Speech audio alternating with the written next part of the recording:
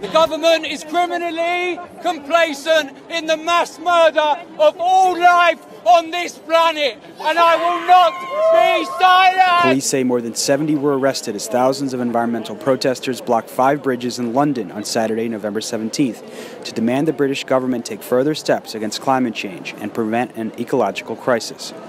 One of the rally's organizers, Gail Bradbrook, said the demonstration was an act of mass civil disobedience. This is an act of mass civil disobedience. There are thousands of people in London. This is the start of an international rebellion protesting the lack of action on the ecological crisis.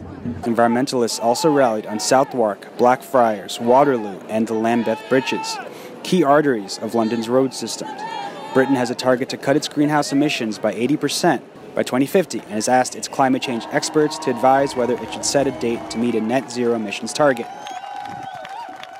But Extinction Rebellion says the government must be a leader in addressing climate change. And right now, our children are not safe. Climate change and the crisis, the ecological crisis, is not something that's going to happen to somebody else, somewhere else, at some time in the future. It's come home. We are looking at things like mass starvation and societal collapse when things happen like the food supplies diminish and dwindle because food production stops with weather events.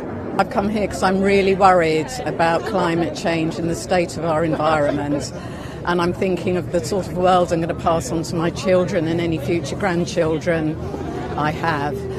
And I think the situation's a lot more serious than we get told about. With having someone like Donald Trump come into power and pretty much denying climate change, we're in a very dire state of affairs. So something needs to happen soon. The demands of Extinction Rebellion are achievable. We're looking for zero net carbon emissions by 2025 and a citizens' assembly so we can have a say on the way we respond to climate change. And I think it's very reasonable demands and something we can actually achieve. For extensive coverage of environmental issues, go to therealnews.com. The ice is melting, Lord, kumbaya.